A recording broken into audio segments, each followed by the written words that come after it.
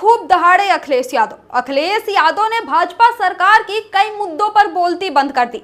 संसद के मानसून सत्र में लगातार अखिलेश यादव छाए रहे और आज का दिन भी अखिलेश यादव का रहा, जब अखिलेश यादव ने भाजपा को चारों तरफ से घेरना शुरू कर दिया। तब तमाम भाजपा नेताओं की बोलती बंद हो गई थी और सब ध्यान से बड़े गौर से अखिलेश यादव को सुन रहे थे। अखिलेश यादव ने पेपर लीक से लेकर चंदा चोरी और धर्मेंद्र प्रधान के इस्तीफे समेत तमाम मुद्दों पर भाजपा सरकार को घेरा है। 3 पॉइंट्स में समझेंगे अखिलेश यादव ने आज पूरे सदन के दौरान क्या कहा। सबसे पहले अखिलेश यादव ने युवाओं को लेकर एक बात कही। अखिलेश यादव ने कहा कि ये सरकार कहती थी कि हमारे यहाँ मंत्रियों के इस्तीफे नहीं होते, लेकिन हमारे युवाओं ने नया नारा दिया।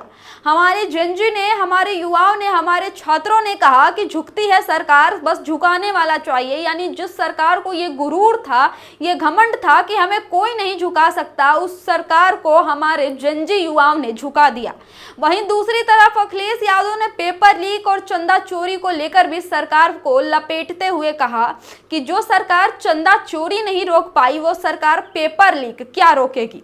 पेपर लीक ने युवाओं के भविष्य को बर्बाद किया। तब छात्र सड़क पर उतर आए अपने भविष्य की लड़ाई लड़ने के लिए और छात्रों ने आंदोलन किया। वहीं बीजेपी सरकार ने एक प्रधान को हटाकर दूसरे प्रधान को बचा लिया, यानी धर्मेंद्र प्रधान को हटाकर प्रधानमंत्री मोदी की कुर्सी बचा ली। दोस्तों, हम आपको बता दें कि छात्र सिर्फ इस्तीफे की बात पर नहीं अड़े थे, छात्र जवाबदेही मांग रहे थे, छात्र जिम्मेदारी मांग रहे थे कि पेपर लीक का जिम्मेदारी कौन है, उसका इस्तीफा होना चाहिए। और जिस तरह से छात्रों का आंदोलन लगातार जारी था, सरकार को छात्रों के आगे झुकना पड़ा। सरकार ने शिक्षा मंत्री धर्मेंद्र प्रधान का इस्तीफा कराया और यही अखिलेश यादव कहने की कोशिश कर रहे हैं कि धर्मेंद्र प्रधान का इस्तीफा कराकर प्रधानमंत्री मोदी की कुर्सी बचा ली गई, नहीं तो छात्र प्रधानमंत्री मोदी का भी इस्तीफा मांगने लगते। कई छात्रों ने तो अमित शाह तक का इस्तीफा मांग लिया था। वहीं दूसरी तरफ अखिलेश यादव चंदा चोरी के मुद्दे पर बोलते हैं कि ये सरकार में भगवान रामलला का धन लूटा गया है, चंदा चोरी हुई है और लगातार सरकार चंदा चोरों को बचाने की कोशिश कर रहे हैं, हमें एसआईटी पर बिल्कुल भरोसा नहीं है।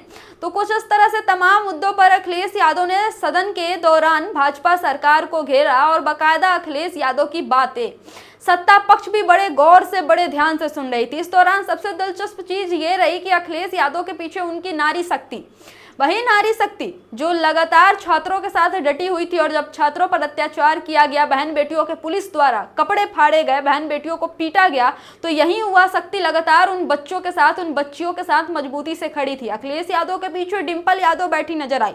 वही डिंपल यादव के बगल में इकरा हसन भी बैठती मेज थपथपाती हुई नजर आई अखिलेश यादव की बातों पर।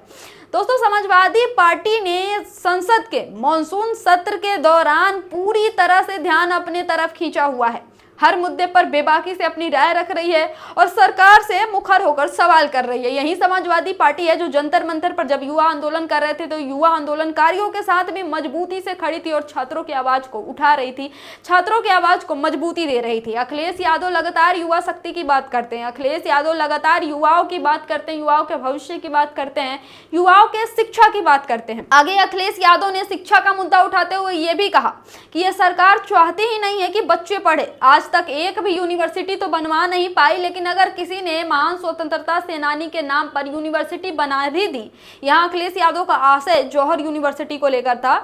अखिलेश यादव ने कहा कि अगर किसी ने अगर एक यूनिवर्सिटी प्राइवेट बना भी दी तो इसे भी सरकार गिरवा देना चाहती है। इस भाजपा सरकार में सबसे ज्यादा सरकारी स्कूल बंद हुए हैं, इस भाजपा सरकार में सबसे ज्यादा प्राइमरी स्कूल उत्तर प्रदेश में बंद हुए हैं, जो लगभग 1 लाख से भी ज्यादा है।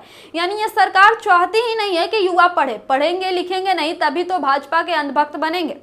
तो इस तरह से शिक्षा के मुद्दे पर, पेपर लीक के मुद्दे पर, चंदा चोरी के मुद्दे को लेकर, छात्रों पर हुए अत्याचार के मुद्दे पर लेकर, धर्मेंद्र प्रधान के इस्तीफे को लेकर, इन तमाम मुद्दों को लेकर अखिलेश यादव ने भाजपा को चौतरफा घेरा है।